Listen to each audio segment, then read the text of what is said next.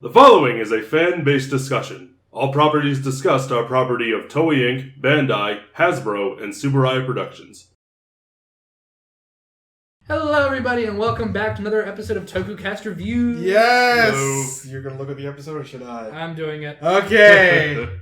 Yes. We should really be doing this before. We really should, but we never plan ahead.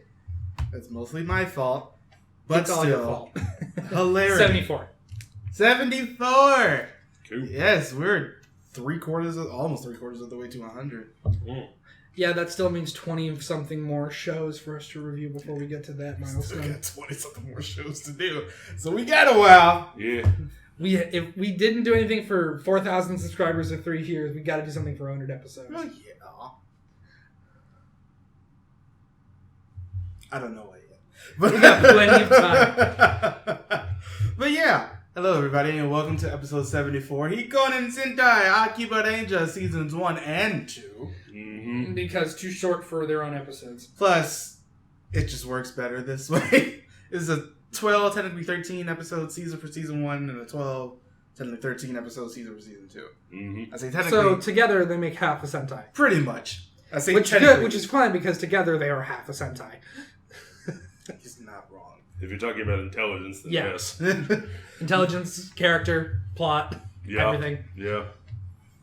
That's an accurate statement. I will say, going into this, though, I was so happy to rewatch, at least mostly season 1, Yeah. and those couple episodes of season 2, which had the best tribute, ever. Just- in it. Quick spoiler, I prefer season 1 over season 2. So do I. Yeah, I think Yeah, all okay. of us do. We all do. Yeah. But yeah, let's go into this. Sorry, that's a gif. Oh God, I love this show. It's great. Yeah.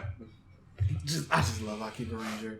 Watching this, it was just like, this is why I'm a fan of this series. Mm-hmm. Just Sentai as a whole, but mostly because of this, because that was perfect. Let's talk about season 1 first, as you know, The openings? words work. Yes, the opening. Go ahead. I'm sorry, Marcus, did you want to say something first? No, go ahead. After you! They suck. They're both awful. I hate music like this. I feel like that's the point, though. Yeah. I don't care. It's supposed to fit the tone and the otaku-ness of the show. So it AKA works. terrible.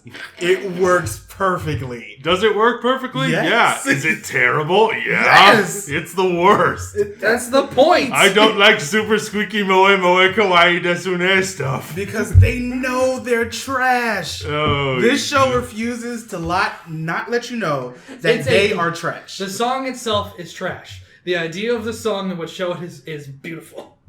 But the song itself is trash. Yes. Now let's go into episode 1. Lameness is power. Oh, boy. I'm not drunk enough for this. I feel like we need to be drunk for this.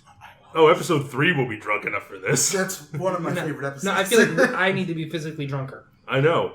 But yeah, on the first episode, we end up meeting Nobuo Akagi, a liveryman who spends his day at an ordinary job getting yelled at by his boss. Mm-hmm. His boss doesn't show up often, but whenever she does, she hits him in the head with a clipboard because he's being lazy, per usual.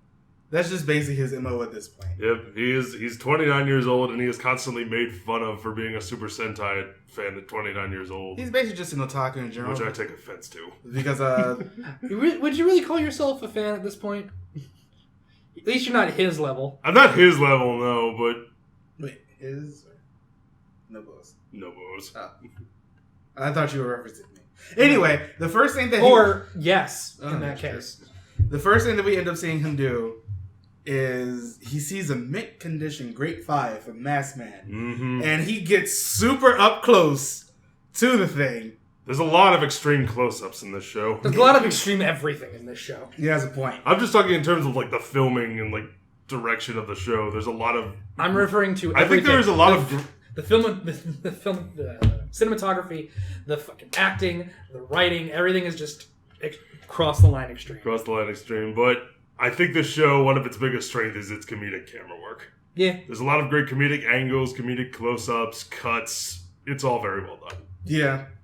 Now, He ends up being approached by Hiroyo Hakase, who approaches him with the offer to become the newest Sentai Red, and he thinks it's just like an on-the-street thing by Toei to get the next Sentai. And he ends up getting introduced to Mitsuki Aoyagi and Moegi Yumeria, who is a cosplayer, and Mitsuki is a student.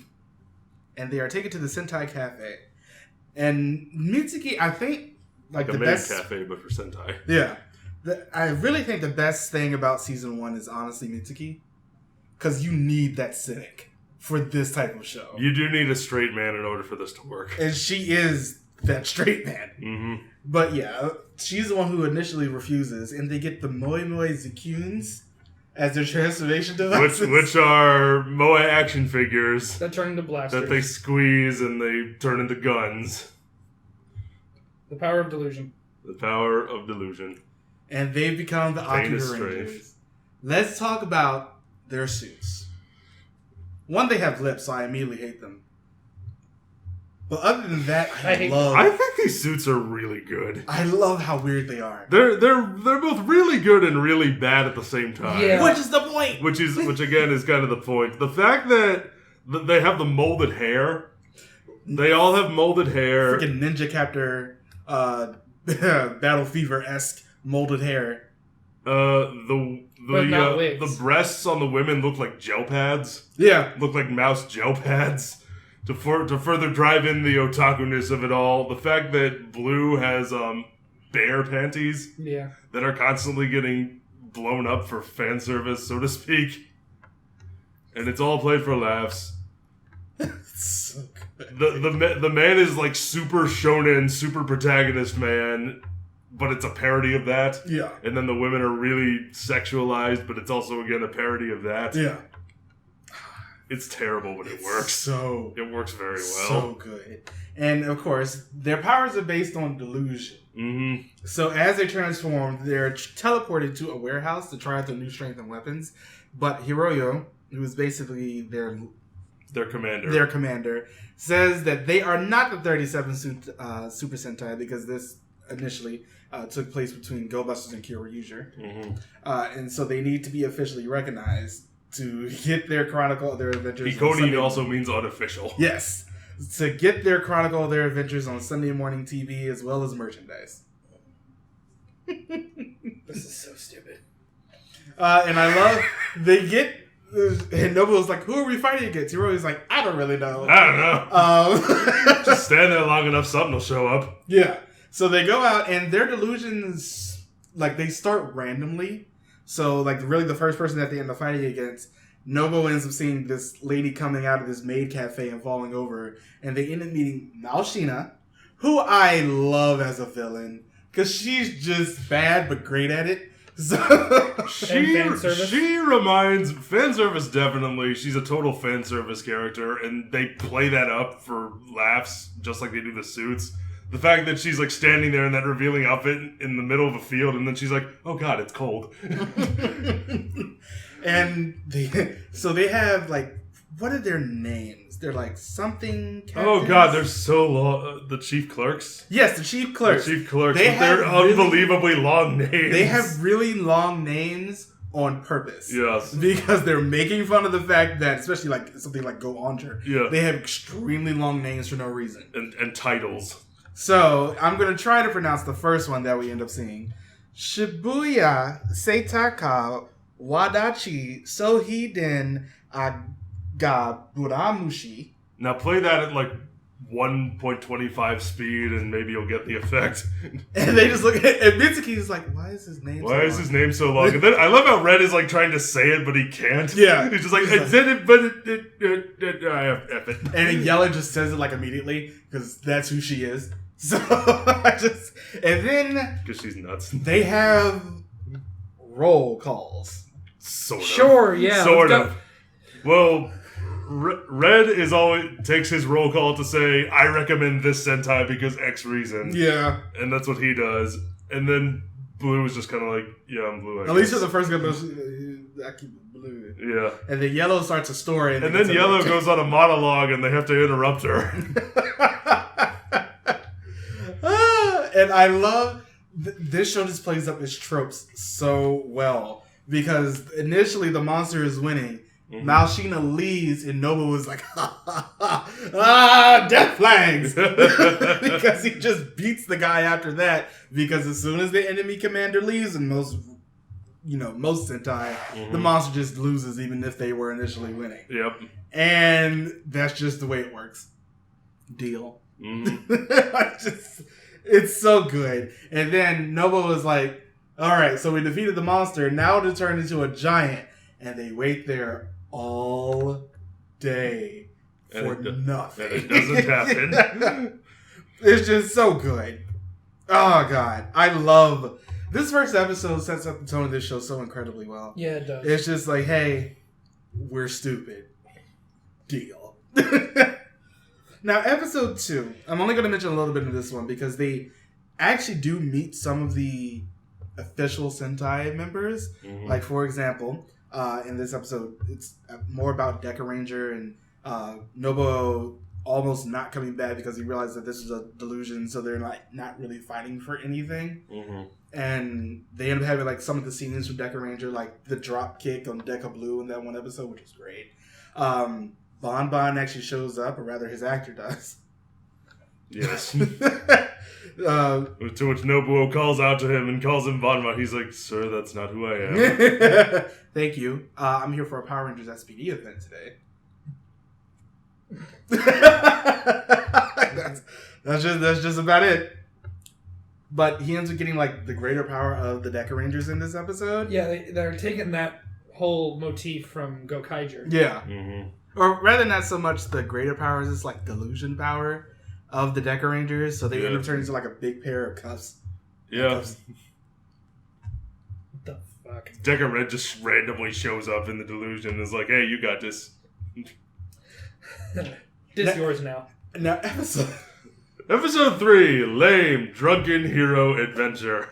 It's one of my favorite episodes of this entire ever. Show. It's really just Akibaranger, no matter if it's official or not, has some of my favorites just overall episodes of like all of Sentai because they get the tropes well, just that well. And episode 3 is about people being drunk, mostly red and yellow because Blue is underage. So she can't drink. And that drink responsibly. Yeah, that's really it. And that strengthens their delusion power. However, which I love.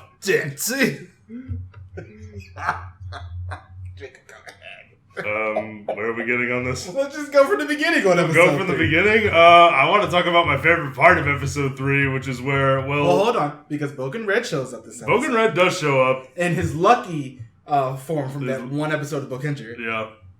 With the sombrero and the fucking all that. Yeah, with the lucky hat and all of that other stuff on him. And it's actually voiced by the actor. She's an actor.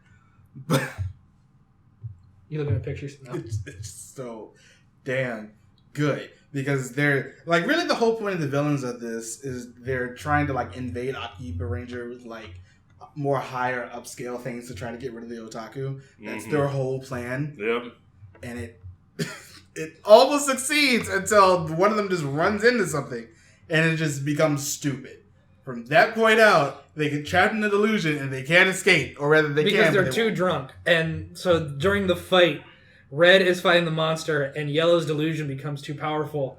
Her Fujoshi nature turns it into the most, like, homoerotic fight ever. And I was so here it doesn't help that the main villain was deliberately, like, getting on top of Red and pumping the air and doing all this stuff. And every single time she sees it, she just falls over. But my favorite part of this episode is Red and the monster staring each other down in the forest. That's not this episode. That's not this episode? Nope. I am talking about, Nobuo has a crush on this girl who works in an office. And the monster has made it look like she and a bunch of other pretty ladies have been captured. So he's like, aha, I've got her hostage. You'll never get her now.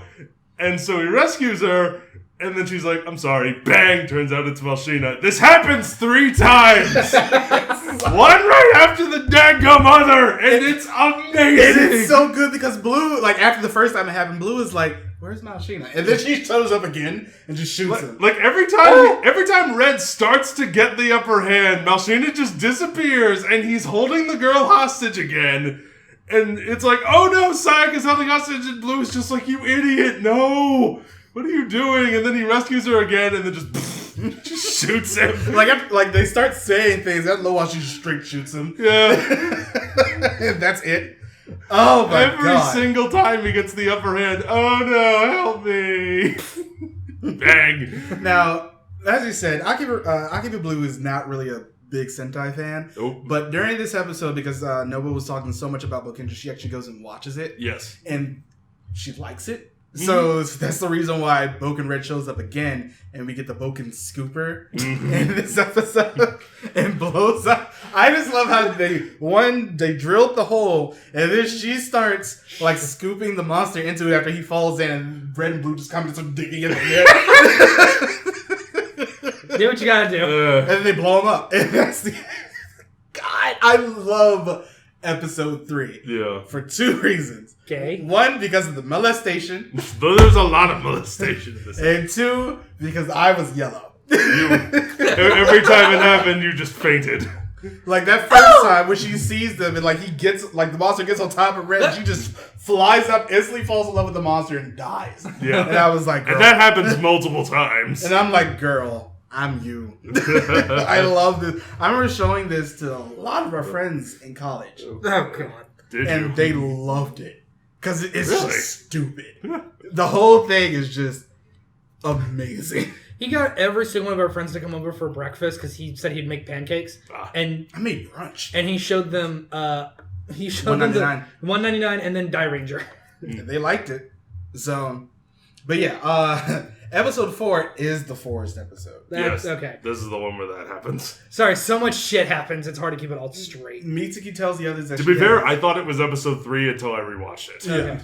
3, in episode 4, this is when Mitsuki says that she has some 3-day martial arts tournament to go to. Mm-hmm. Turns out that's a lie. Well, we found that out later. As you said, don't go into any grand illusions because I can't get there to help you all. Mm-hmm. So don't have any delusions over the next couple of days. Of course, that doesn't work because red and yellow are red and yellow. So this is the fourth episode, and we get the running scene. The running scene.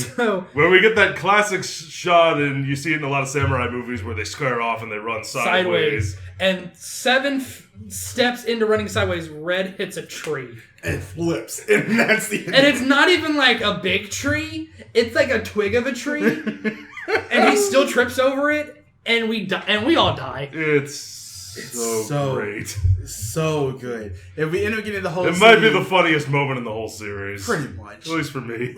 I would say it's one of the funniest moments in this. It's definitely the funniest moment this season. Yeah. Yeah. He's not wrong. Because it just happens so slowly and they don't pay any attention to it. It makes it that much funnier. This is also we get like the fake evil Blue and they try all the tropes to break her out of it. And I love the scene where Yellow tries to do the whole crying thing, but it doesn't work because she's in her helmet. So none of the tears reach Akiba Blue. She's like, wait. Oh. And then they realize, like, oh, wait a minute, this is just a clone. So Hakase calls the actual Akiba Blue, and he comes in and beats her up, and it turns out to be Malshina. And Malshina leaves, so of course the monster gets blown up immediately. I'm surprised she didn't just shoot him in the face. I mean, hey, if it works. If it ain't broke. And then, what was it? They find out that she was not gone for a martial arts competition. She was actually gone because they see online that there is some keychain of ZQ Naoi, which is an anime that exists inside the universe. That the Moe Moe ZQ is based on. Yeah, it's an anime that exists inside the universe. Mm-hmm. And there was some keychain that you could only get if you went to this convention. Special event. And Akiba Blue comes back. And she's got the keychain, so that's where she was. It's such a good episode. However, I will say episode 5 might be one of my favorite Sentai episodes just straight up ever. Really? Yeah. Okay. It's a great episode. It's really emotional too. It's like, this is one of those times just like, wow, I might cry at this. I can't because I'm emotionally stunted. But after that, it's still a great episode. This is the episode with Yellow's mother. I love how at the beginning, Nobu once again is talking about tropes. Whenever the mother comes in, it's just like, you can't do any of this because they'll try to like one, either get you for a marriage interview, get an arranged marriage, or you end up having to hide whatever you're doing from them because you don't want them to know you're an otaku. Yeah. Turns out, or a Sentai. Yeah. Turns out Yellow's mother was an actual big cosplayer, and that's where she got a lot of her love for. Because she shows up and she's dressed exactly like her daughter. Yeah, as an alien. People. This entire episode. And this episode has a really emotional connection just because Yellow was talking about it's been a long time since she's seen her mother. And this is something that, her mother comes to visit her every year on her birthday. Mm-hmm. There's always been something that she's wanted to tell her.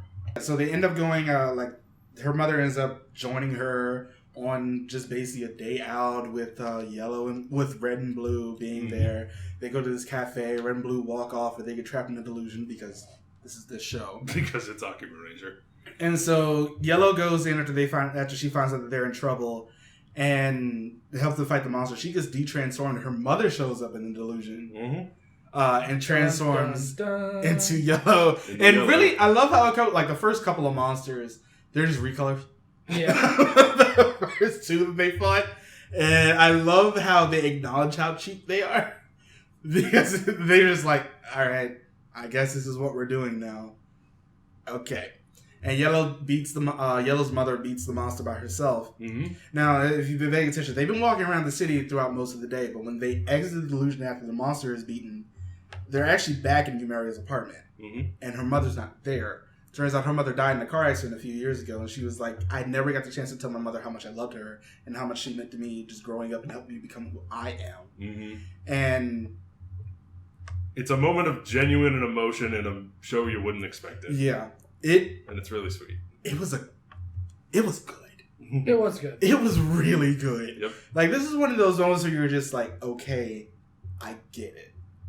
This is something that, like you said, this is something you would not expect from a show that's legitimately been all comedy up to this point. Yeah. Because something like this that's legitimately heartfelt and really makes you think. This is something that meant so much to her that her mother actually showed up in this delusion. And she got to spend an entire day with her, which is something that she's always wanted to do, but never really had the power to do until now. I love episode 5. If we ever do a top, just straight up Sentai favorite list, that's probably going to be somewhere in mine. Because it's just great. Now, episode 6, we go to Toei. They get a delivery Nobuo gets a delivery, and so they go to Toei. Also, something happened earlier. We haven't talked about the machine Ishtar. Oh yeah, the fact that it's a Prius. It's a Prius! Their mech is a Prius. That's so good! Their mech is just a Transformer reject. It is just yeah. It's short, it's squat, and the first time they try to leave it, first time they try to use it gets good mileage. It does. At least it wasn't a smart car. The first time they try to use it, it ejects them and runs away. This show does not care about its people. It just really doesn't. In episode 6, we get to meet Kazuo Nibori, who's a suit actor for a lot of Reds. Yeah. Over the past... this might be my favorite cameo in the show. Really? Yeah. I can see that. I really like this one. I liked him. He helped Blue, really... You're part of a Sentai now. Mm-hmm. Although he did not know exactly who the Sentai was. No, he didn't. He was like, you're a part of a Sentai. These are the things... I do love his reaction of well, they cast him already? All right. That was fast. Might as well. Let's go. But yeah, he's the one who really helps Blue, and she actually gets her own roll call. Speaking of which, throughout a lot of the roll calls throughout the season, besides Yellow and Red just screwing up, they screw up the ending of it, or they don't do the dance right, or their explosion scares them. Yes. Or something happens in the background that they're just not prepared for. Yep. Or the explosion shows up late. And they never get through the roll call cleanly. No, they do, but it doesn't happen until much later. I absolutely episode 6. As a theater major, I really like this episode. Yeah. All the little stage stuff and the audition things, and just the whole going to see Kazuo and seeing the behind the scenes fight training that the actors have to go through. I think that's really cool. Yeah. And also he's there to serve a purpose, and he helps develop Blue's character. So that's great. This is also around the same time that we get the Jetman cameo. Mm-hmm. They get the Jetman wings that he uses to fly and blow up one of the enemies. I love the whole stage, like, theater production. Yes. Part of it. I love that. They're just like, hey, these markings on the ground of the stage are now part of a cage. You're locked in it, and it's electrified. So when they go to it, there's nothing there, but they're stuck in the delusion, so they have to go by the rules of the delusion. You gotta go by the rules of the theater. And it's so good. And then they turn turn it on its head and use it to fight the monster. Like the camera angle thing. There's just like, she was all the way over here with the sword, slicing at nothing. But because of the camera angles, he gets hurt. Yep. The show plays so much. Now, episode 7 is when things start to get a little bit more serious because we get the origins of the Malshina and the Moizukun 01. And this is when like Malshina comes into the real world and they see her. And she looks like she's going to attack them, but she's just hailing a taxi. So then she just leaves and goes somewhere else. And they're like, Episode 8, we get the big cannon. Which is the name that I cannot remember. They get a call from a Toei producer telling the Akibarangers that he wants to make them an official Sentai team. Really, it's just Malshina. Ludicrous cannon. Yes. They get a call from the Toei producer. It's just Malshina using a doll. Because of course it is. And her whole thing is to make the delusion world and the reality world like really start to intersect on each other.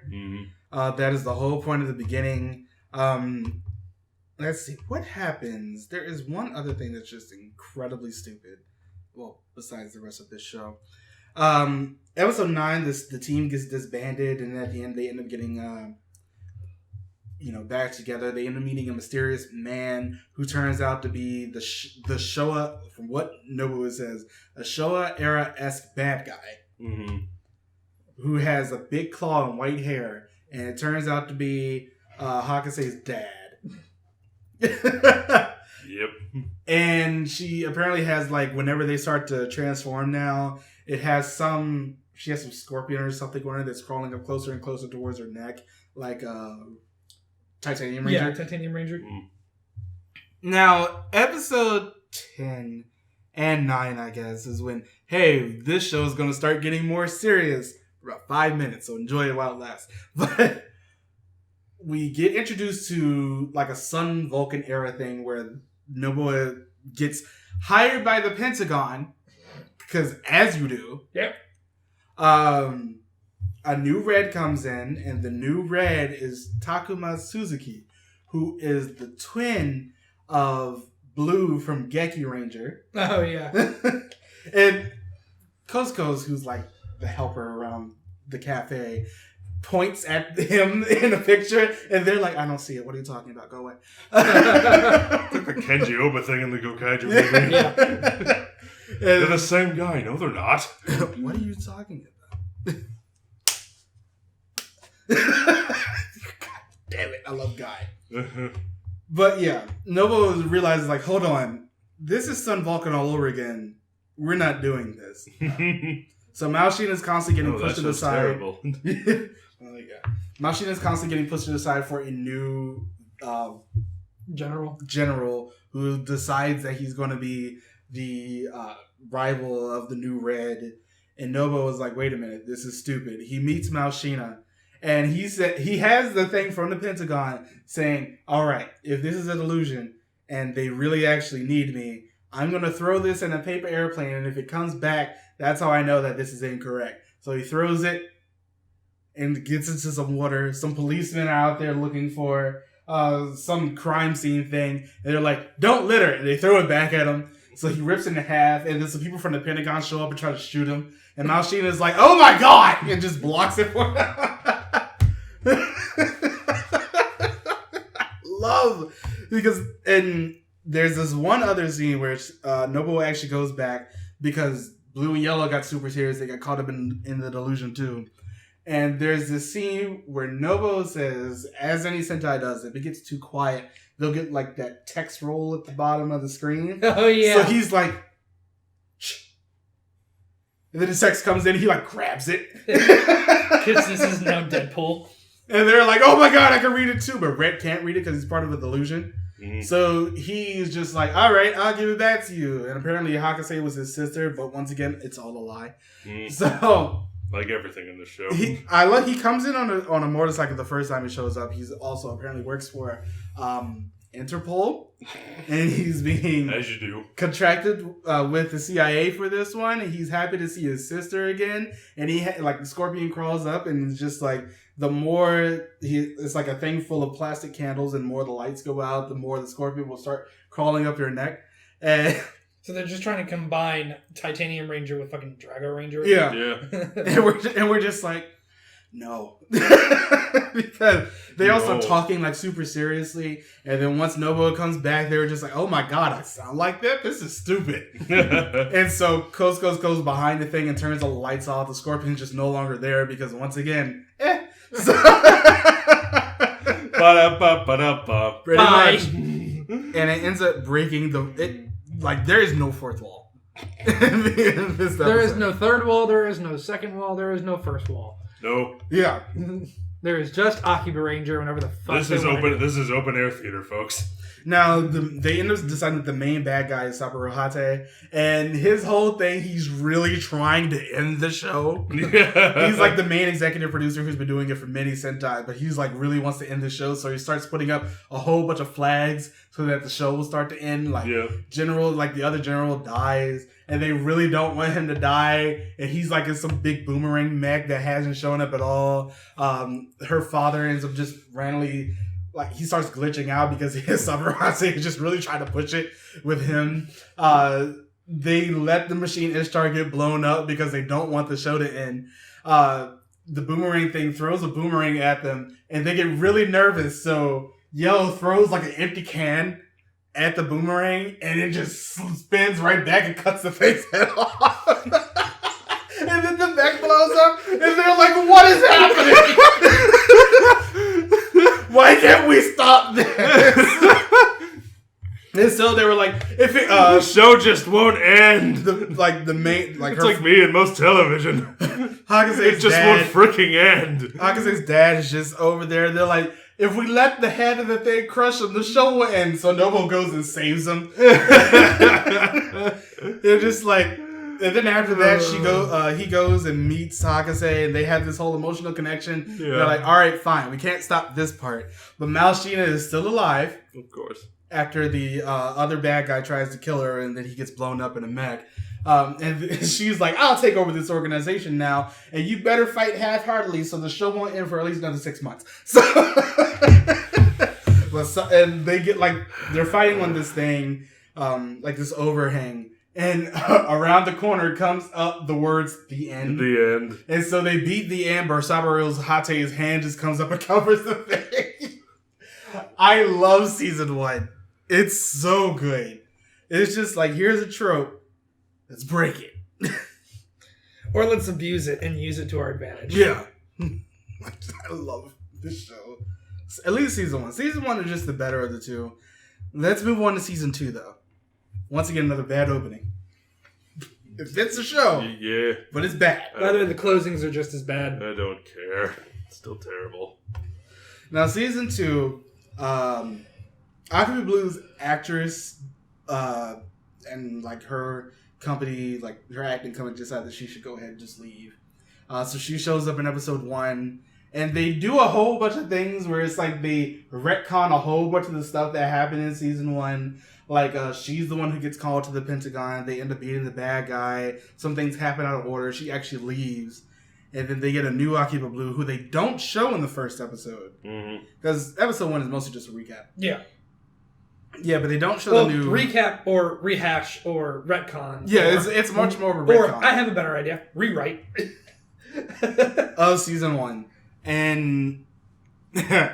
Numeria apparently has some big news, but we don't really see her get into the end of the episode. We get a new Akiba Blue in Luna, who I can't stand. Really like, but we'll talk about her later. Because she's an idiot.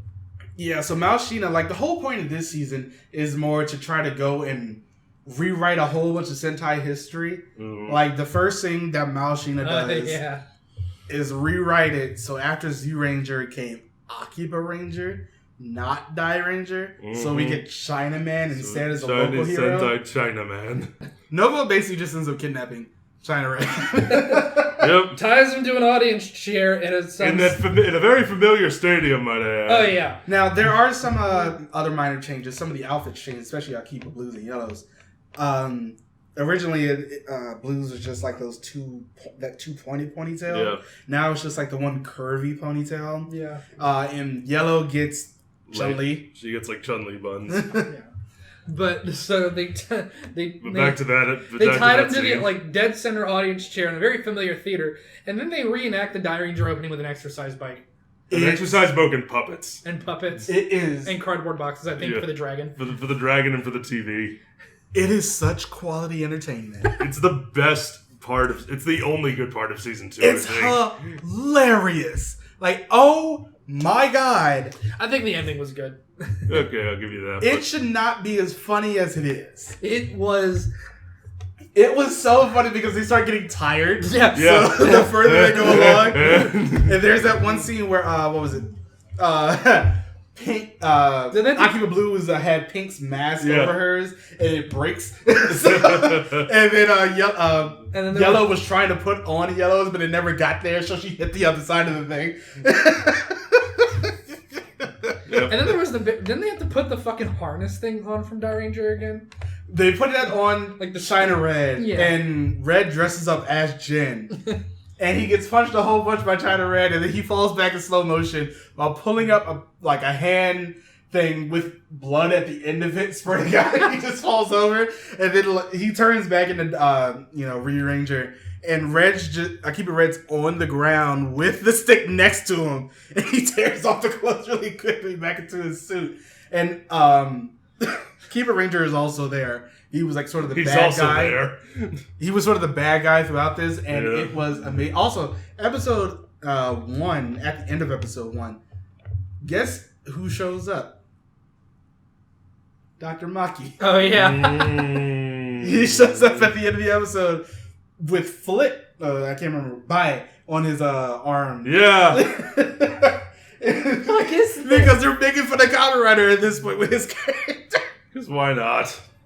Why not? What is this show? It's Akiba Ranger. I love this show.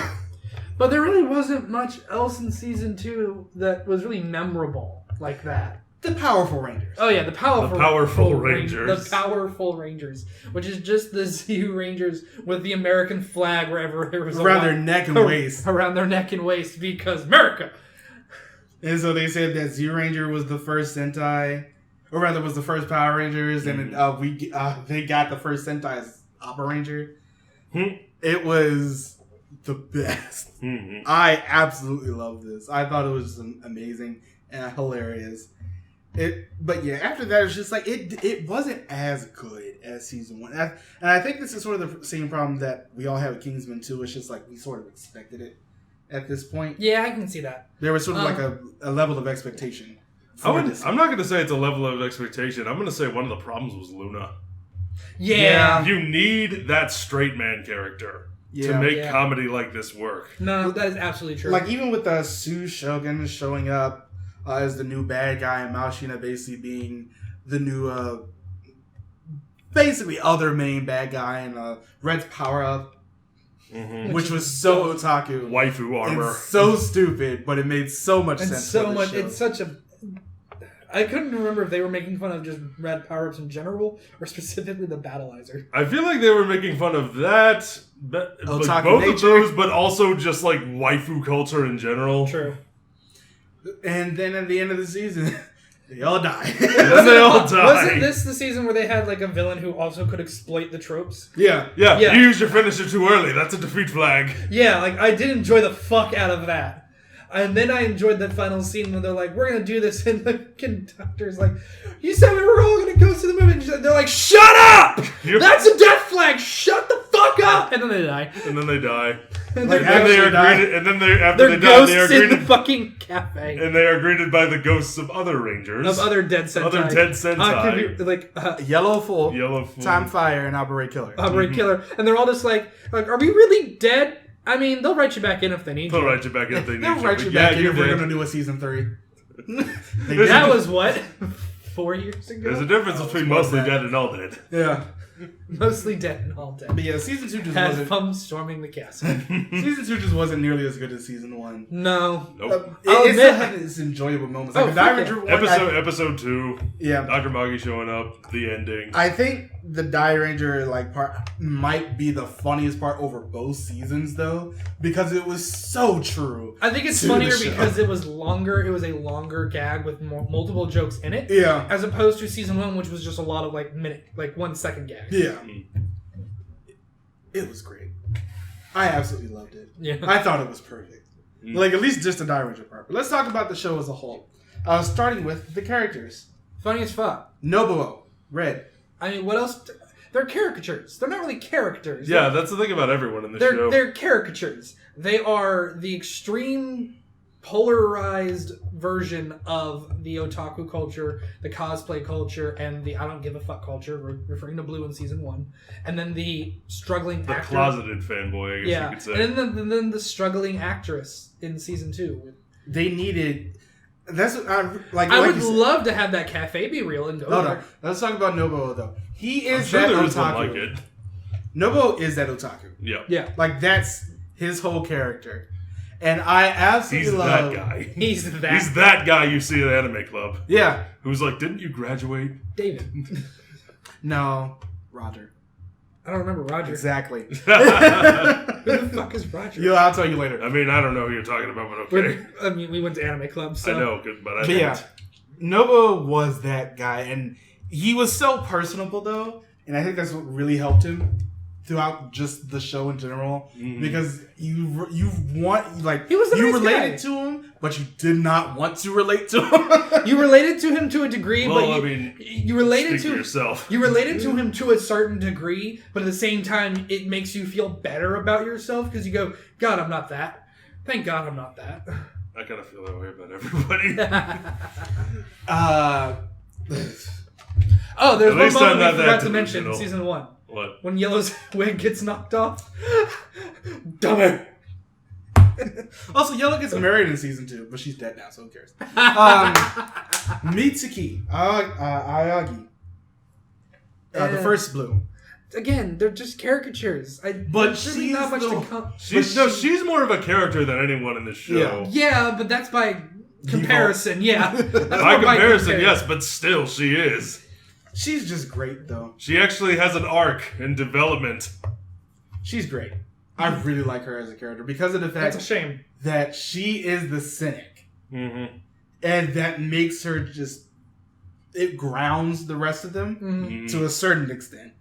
But Mitsuki is just you need that straight man. Yeah. And they lost that without her in season 2. We're going to talk about Luna last, but I really like lack Mitsuki. of caring. Yumeria Moegi. I loved her.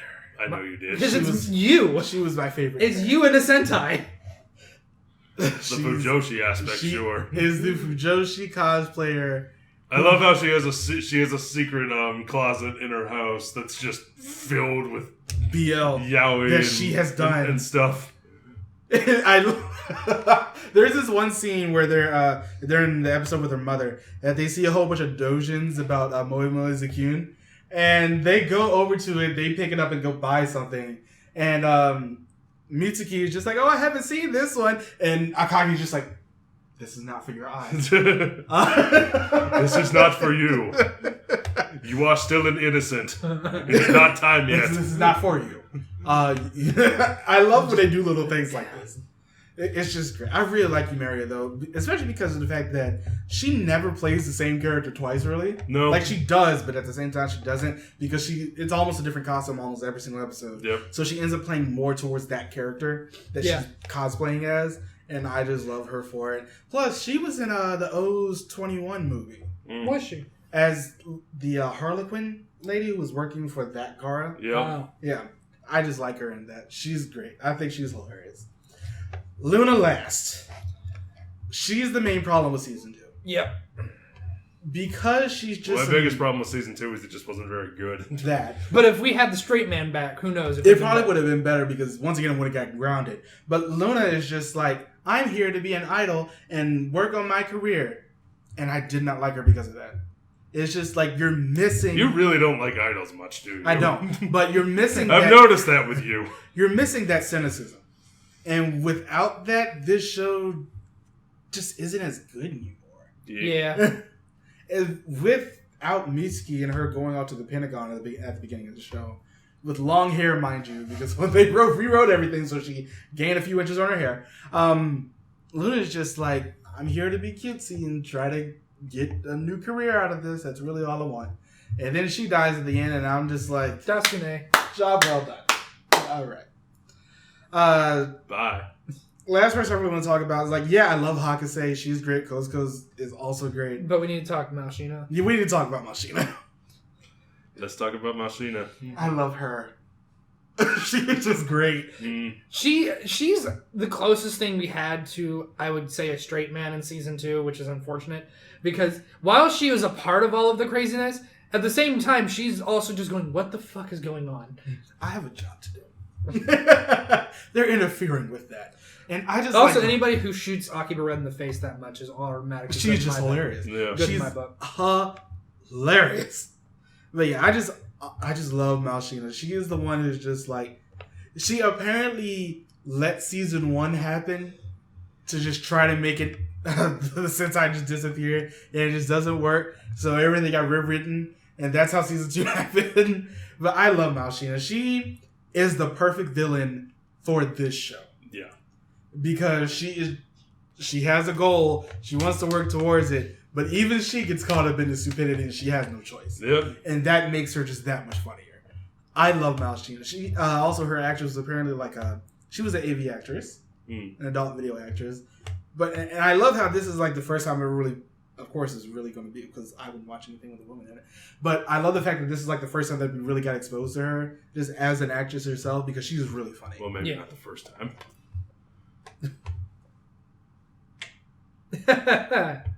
No wonder that's staying in. Goddamn.